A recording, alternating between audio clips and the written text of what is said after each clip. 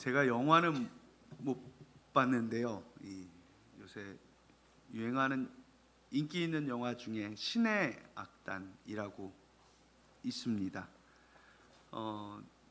극장에서 개봉해서 굉장히 인기 있었고 많은 관객이 들었는데, 이게 기독교 영화인데 기독교 영화라는 것을 밝히지 않고 그냥 한 거예요. 그래서 북한에서 이렇게 악단을 하다가 예수님 믿게 된다는 그런 내용인 것 같아요.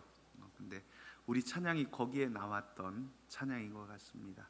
제가 요새 이렇게 음악을 틀면 이거하고 웨이메이커거든요. 길을 만드시는 분하고 광야를 지나면가요? 광야 가운데인가? 하여튼 두 찬양이 엄청 많이 들려요. 너무 은혜롭고 또 좋은 찬양, 또 멋지게 불러주셔서 감사합니다. 여러분들도 한번 보세요. 시간 되시면. 극장에서 아직 하나요? 모르시죠? 네, 한다고 합니다. 극장 가서 보세요. 좋은 영화입니다. 관객도 굉장히 많이 들었대요. 옛날 그런 기독교 영화랑 다르게 재밌다고 하니까 한번 보실 수 있기를 바랍니다.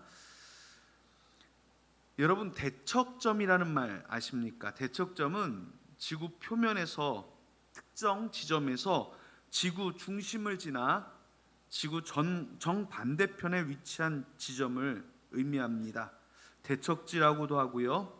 그래서 이 두 점은 정반대입니다. 계절도 반대예요. 이쪽이 여름이면 이쪽이 겨울, 이쪽이 봄이면 이쪽이 가을. 또 낮과 밤이 서로 완벽하게 반대입니다. 우리나라의 대한민국의 대척점은 남미 우루과이와 아르헨티나 사이에 있는 그 앞바다라고 합니다. 그러니까 이곳은 제가 청소년기를 보낸 아르헨티나입니다. 즉 제가 한국의 대척점에 있는 나라에 살았다는 말입니다. 지구에서 한국의 정반대편입니다.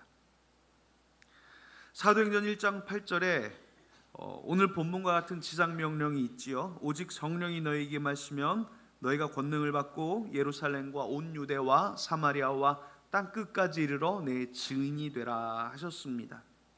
제가 그 땅 끝에 다녀왔습니다. 그러면 그 땅 끝인 아르헨티나에서 보면 어디가 땅 끝이에요? 우리나라가 땅 끝입니다. 그래서 저는 아르헨티나에 있다가 또 땅 끝으로 또 왔어요. 어떤 분은 그렇게 얘기합니다. 내가 선 곳에서 오른쪽으로 지구를 한 바퀴 돌아보면 제일 땅 끝은 어디예요? 제 왼쪽입니다. 여러분들의 땅 끝은 그럼 어디겠습니까? 바로 지금 여러분들이 사는 그곳이 여러분들의 땅 끝입니다. 시작이기도 하지요. 내가 사는 내 집, 그 안에 있는 내 가족, 내 삶의 주변의 내 친구들, 또 내 직장, 내 주변이 하나님이 나를 보내신 땅 끝입니다. 오늘 말씀에 모든 민족을 제자로 삼으라 명령하셨습니다. 우리가 누구에게 그 족속을, 그 모든 민족을, 그러니까 우리 주변의 모든 민족을 제자로 삼으라는 말씀입니다. 내 주변에 아직도 예수 그리스도를 믿지 못하는 사람이 있다. 다시 말하자면 아직도 예수 그리스도의 제자가 아닌 사람들이 있다는 말씀입니다. 나는 바로 그 자리에 보냄을 받은, 여러분은 바로 그 자리에 보냄을 받은 복음의 사명자들입니다. 오늘 말씀은 우리가 예수님을 믿는 그리스도인으로서 해야 될 일을 말씀하는 것입니다. 첫 번째로 우리는 제자를 삼아야 합니다. 제자의 사전적 의미가 어떠냐면, 제자는 스승의 가르침을 받아 학문, 기술, 종교, 인격 등을 배우는 사람을 의미하며 스승의 가르침을 수용하고 순종하며 그를 조력하는 역할을 수행하며 더 나아가 스승의 인격과 삶을 닮아가는 사람이라고 합니다. 세상에 예수님을 싫어하고 미워하는 기독교에 대해 부정적인 사람들이 많아요. 예수님을 닮아가야 하는데 그렇지 못합니다. 예수님에 대해 무지한 사람도 많습니다. 복음을 듣지 못한 사람들도 많습니다. 우리가 말하는 바 이른바 전도 대상자들이 되겠지요. 그런데 예수님을 알고 믿는다고 하는데 신앙에 적극적이지 못한 사람들이 분명히 너무도 많습니다. 이 사람들이 제자입니까? 아니라는 겁니다. 이들에게도 참 복음의 역사가 필요합니다. 아직 제자가 되지 못했으니 이들을 제자 삼는 것 또한 우리들의 사명입니다. 예수님은 제자로 삼으라고 하셨습니다. 즉 예수님의 인격과 삶을 닮아가는 사람으로 만들라는 것입니다. 우리가 그리스도인이면 이 명령을 분명하게 기억하고 순종해야 합니다. 그게 전도며 선교입니다. 즉 우리가 올해 목표였죠. 나로부터 시작되리.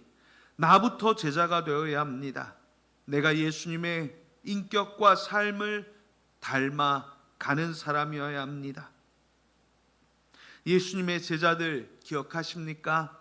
12명의 이름은 다 못 외워도 베드로, 안드레, 야고보, 요한 정도는 기억하실 겁니다. 그들도 처음에는 그냥 어부였고 예수님의 말씀을 듣고 같이 지내며 3년을 동고동락했어도 그 뜻을 몰랐고 거역했습니다. 그러나 이들은 예수님의 죽음과 부활을 체험하고 성령을 받고 변화되어 복음을 위해 살았고 복음을 위해 순교했습니다. 내가 제자가 된다는 것은 주의 복음을 위해 살겠습니다라는 것입니다. 이게 우리의 비전입니다. 이게 우리의 목표여야 합니다. 우리나라 초대교회에서는 이것을 구령의 열정이라고, 구령의 사명이라고 말했습니다. 구령이라는 게 뭐냐면 영혼을 구원하는 일을 말합니다. 사랑하는 여러분, 우리가 아직 전도의 열매를 맺지 못한다는 것, 우리 스스로에게 하나님 앞에서 부끄러울 수 있어야 합니다. 왜냐하면 전도하지 않는 것은 주께서 맡겨주신 사명에 게으른 것이기 때문입니다. 오늘 성경은 너희는 가서라고 말씀합니다.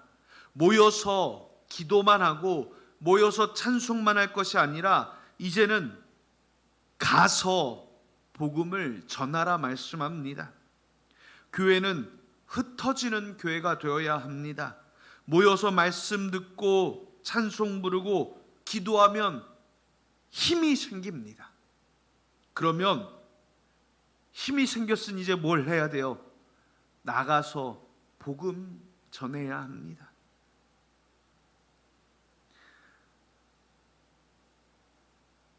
먹기만 하고 일하지 않으면 어떻게 됩니까? 비만이 됩니다. 영적으로도 비만이 되면 일하기 점점 싫어집니다. 먹는 것을 좋아하게 됩니다. 체중을 유지하려고 하다 보니 더 먹어야 되고, 그래서 악순환이 됩니다. 제가 아는 어떤 권사님은 100kg가 넘게 나가는데 이분은 만나면 늘 먹는 것을 말씀하십니다. 어느 음식점이 맛이 있다더라, 어디가 새로 개업했다더라, 모이면 끝나고 먹으러 가자. 그러니까 점점 살이 더 찝니다. 신앙적으로도 일하지 않고 말씀을 먹기만 하니 자꾸 귀만 높아집니다. 설교 잘하는 목사님을 설교 구단이라고 이야기합니다. 그런데 교인들은 다 듣는데 구단이 되어버렸습니다. 그러면 은혜를 잘 못 받습니다. 찬송만 불러도 눈물이 나와야 은혜를 받습니다. 예수님 이름만 들어도 가슴이 뭉클해져야 은혜를 받습니다. 교회에 왜 장로님을 세우고 권사님을 세우고 집사님을 세웠습니까? 복음 전하라고 세운 겁니다. 교회를 잘 다스리라고 한다면 행정학 전공한 믿음 좋은 교수님을 세우면 됩니다. 교회 재정을 넉넉하게 만들 거라면 경영학 잘하는 교수님 세워 교회 돈 불려나가면 될 것입니다. 그런데 왜 하나님은 그렇게 하지 않으시는 겁니까? 복음 전하라고 여러분을 세우신 것을 아시기 바랍니다. 오늘 말씀은 두 번째로 전도는 모든 일에 가장 중대하고 긴급한 일입니다. 농사를 지으면 다 때가 있지요. 그래서 우리나라 음력은 24절기를 농사에 맞춰서 해놨습니다. 봄이 되면 모내기를 하고 가을이 되면 추수를 해야 합니다. 추수할 때 보다 일찍 하면 알곡이 작고 보다 늦으면 작물이 시들거나 얼어붙어서 못 쓰게 됩니다. 때가 있습니다. 요한복음 4장 35절엔 이렇게 예수님이 말씀하십니다. 너희는 넉 달이 지나야 추수할 때가 이르겠다 하지 아니하느냐? 그러나 나는 너희에게 이르노니 너희 눈을 들어 밭을 보라. 희어져 추수하게 되었도다. 예수님은 우리가 눈을 들어 바라보는 지금이 추수할 때라고 말씀합니다. 어서 추수해야 합니다. 그래서 사도 바울은 때를 얻든지 못 얻든지 항상 힘써야 한다고 말씀합니다. 교회 일 중에 가장 중요한 일이 무엇인가 하면 그것은 복음 전하는 일입니다. 우리 교회가 코로나를 지나며 성도들이 많이 줄었습니다. 또 성도들이 그 3년, 4년, 5년 지나며 연세들이 드시다 보니까 많은 사역이 줄었습니다. 그 전에 여러 가지 우리가 사역을 했었습니다. 제가 언뜻 기억나는 것도 5월 8일이 되면 동네 아파트 노인정 어르신들 불러 모아서 한 100여 분 모셔다가 삼계탕 어버이날 대접도 했었습니다. 교회에 좋은 소문 많이 났었습니다. 가을이면 바자회를 통해서 지역의 반값김치도 나누고 또 싸고 맛있는 것들도 대접해서 하루에 수백 명이 다녀가는 바자회를 우리가 했었습니다. 지역사회에 조금이라도 도움되고자 한 것일까요? 아닙니다. 교회가 왜 이런 일을 합니까? 돈이 남아서요, 인력이 남아서도 아닙니다. 이 일을 통해서 한 생명이라도 주님께 인도하는 것이 더 급하기 때문입니다. 우리 그리스도인들이 복음을 전하려고 하는데 자꾸 망설입니다. 그러면 무슨 일이 일어납니까? 망설이다 보면 때를 놓치고 망가지게 됩니다. 그러면 그게 누구 죄가 되겠습니까? 민감한 예입니다. 저의 이 지금 이야기를 정치적으로 해석하지 않아 주셨으면 좋겠습니다. 저는 며칠 전 윤 전 대통령이 무기징역을 선고받을 때 가슴이 너무 아팠습니다. 그분의 선거 때나 선거 후의 일들을 보면 이단과 사이비 그리고 무속에 빠져 있음을 많은 국민들이 보고 알았습니다. 그런데 그분이 한참 대통령 출마하고 후보일 때 어느 자리에 갔더니 우리나라 제일 큰 교회 목사님들이 다 모여 있습니다. 명성교회 목사님, 김사만 목사님, 여의도 순복음교회 이영훈 목사님, 김장환 목사님, 아주 우리나라 교회 제일 유명한 목사님들 대여섯 분이 모여서 윤석열 대통령 후보 시절에 안수기도 해줬습니다. 그런데 소용없었지요. 왜요? 그분에게 누구도 전도하지 않았기 때문에. 안수기도 할 게 아니라 복음을 전했어야 되는데, 지금도 지방 어느 도시에 가면 많은 교회 장로님 권사님들이 이분을 위해 기도하고 있습니다. 저는 그게 가장 가슴이 아픕니다. 누구도 그분에게 복음을 전해주지 못했습니다. 참 진리의 길을 제시하지 않았습니다. 그래서 그분이 잘못된 사람들의 말에 속았던 것 아닐까요? 이게 누구 탓입니까?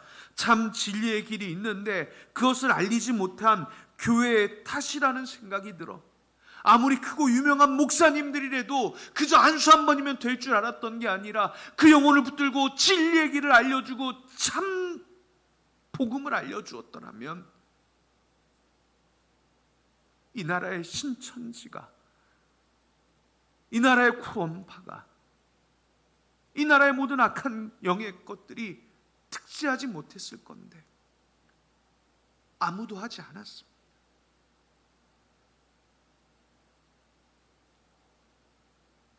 아무리 교회에서 그분을 위해 기도한들 복음을 알지 못하는 영혼이 어떻게 진리의 길로 가겠습니까?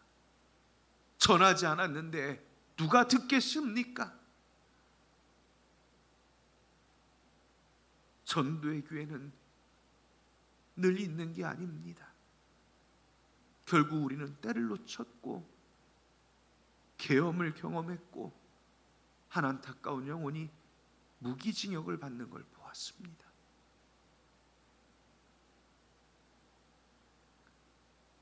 전도의 기회는 늘 있는 게 아니에요. 빌립은 하나님의 명령을 따라 태양이 내려 쪼이는 사막 한가운데로 나아갔고 거기서 에티오피아의 내시를 만났을 때 담대히 전도했습니다. 그리고 그렇게 시작된 이디오피아 교회는 지금도 곱트 교회라는 독특한 교회로 2000년이 지난 지금까지 남아 있습니다. 하나님은 이 전도가 너무 급하고 중요한 일이기 때문에 하늘과 땅의 모든 권세를 내게 주셨으니 이 권세를 너희와 함께 하겠다 말씀하십니다. 여기서 너희가 누구예요? 복음 전하는 사람입니다. 하나님은 이 일을 가장 중요하고도 긴급한 일로 우리에게 명령하셨습니다. 어떤 분들이 저에게 그렇게 말해요. 목사님, 제 주변에는 다 예수님 믿는 사람밖에 없어요. 인간관계 정말 잘하신 거지요. 좋은 사람들 많이 만나시니까. 그런데요, 전도하는 사람은 그렇게 하면 안 됩니다. 예수님의 제자는 그러면 안 됩니다. 내가 예수님 믿는 사람들하고만 관계하고 있는 겁니다. 내 주님의 관심이 있는 사람은요, 모든 족속, 모든 민족입니다. 내가 친한 사람뿐 아니라 주변에 보면 아직도 예수님 모르는 사람이 너무도 많습니다. 내 친한 사람 말고요, 눈을 들어 보시면 여러분 주변에 예수님 모르는 사람이 얼마나 많은지 모르십니까? 급합니다. 언제 죽을지, 언제 어떻게 될지 모르는 인생입니다. 그런 사람을 내가, 죄송합니다, 불순한 의도를 가지고 사귀어야 합니다. 내가 가진 불순한 의도는 뭡니까? 이 영혼 구원받아야 한다라는 의도입니다. 만나야 합니다. 구령의 열정을 가지고 만나고 교제하고 교회로, 복음으로, 예수 그리스도께로 이끄는 게 전도입니다. 밥 먹이고 물건 사주고 칭찬해주고 고민 들어주고 커피도 한 잔 사주고 이야기 나누며 더 가까워지고 그 영혼을 주님께로 인도할 타이밍을 보고 끌어오는 게 전도입니다. 많은 전도왕들의 간증 들어보십시오. 친구들 전도했습니까? 아닙니다. 우리 집에 오는 정수기 코디 아줌마 예수 안 믿는다고 그러니까 그분 전도하겠다고 전도기 정수기 여기저기 소개시켜주고 자꾸 만나서 밥 먹이고 커피 사 먹이면서 우리 교회 한번 나오라고 전도하는 겁니다. 앞집에 슈퍼 청년 예수님 안 믿는다고 그러니까 뭐 살 일만 있으면 그 집 가서 그 청년한테만 사면서 예수 믿고 구원받으라고 전도하는 겁니다.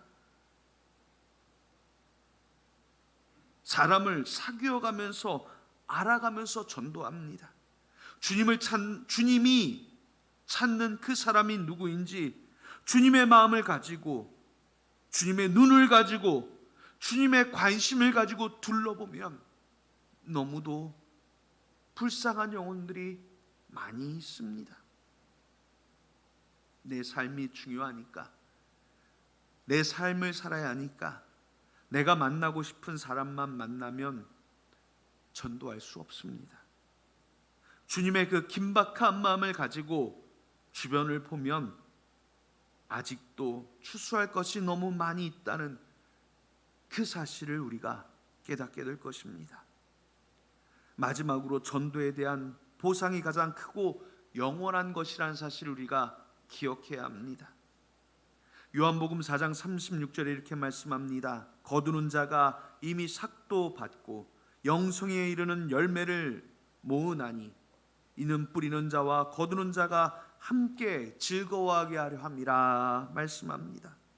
전도의 결과는 영생에 이르는 열매를 거두는 것입니다.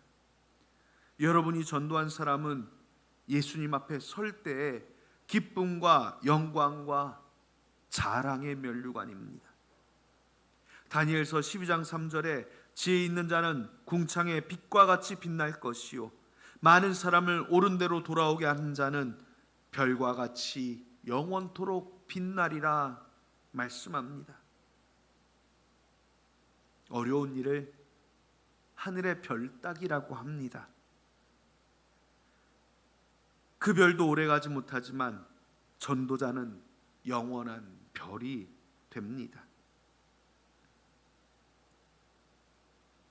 예수님 믿고 나서 주님을 모르는 사람에게 전도 한번 못 해보았다는 것은 여러분 엄청난 손해보는 일입니다. 주어진 축복을 놓치는 일입니다. 마가복음 10장 29절 30절에 뭐라고 합니까? 복음 전하는 자들에게 주신 귀한 말씀이에요. 이 땅에서 100배로 받고 내세에 영생을 못 얻을 자가 없다라고 말씀을 하십니다. 실제로 복음 전하는 사람들의 자녀가 복되게 되는 것을 우리는 수없이 볼 수 있습니다. 그러므로 우리는 복음 때문에 공부하고 복음 때문에 일하고 복음 때문에 기술 배우고 복음 때문에 사업해야 하고 그래야 합니다. 이 일 때문에 장로님이 되고 이 일 때문에 권사님이 되고 이 일 때문에 집사님이 된 것을 알아야 합니다.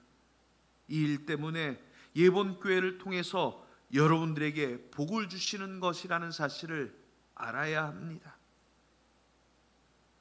우리 주님께서 우리에게 부탁하신 이 일은 우리를 위함입니다. 이 땅을 위하여 사랑하는 마음을 가지고 나가서 열심히 복음 전하면 그 복이 이 땅에 사는 우리의 후손들의 것이 될 것입니다. 우리 교회에게 베풀어 주실 기적을 맛보려면 모든 사람이 같은 마음을 가지고 합력하여 복음을 전해야 합니다. 올해 연초부터 여러분들에게 매주 태신자 전도 작정하라고 말씀드렸습니다. 무슨 특별한 전도 대회를 하는 것은 아닙니다. 이번 기회에 한 생명을 주님께로 인도하겠다는 기도하고 나아가면 하나님께서 전도할 영혼 보내주십니다. 한번 해보십시오. 하나님께서 우리에게 교회에 부어주신 축복과 기적의 역사가 계속되도록 여러분이 2026년도는 전도에 작정을 하고 전도에 힘쏟아 보십시오. 사랑하는 여러분, 2026년은 주님의 지상 명령을 기억하며 복음 전하는 한 해가 되시기를, 복음 전하고 전도하고 축복받는 예본의 성도들이 되시기를 예수님의 이름으로 축복합니다. 기도하겠습니다. 하나님, 오늘도 우리가 주의 음성을 듣습니다.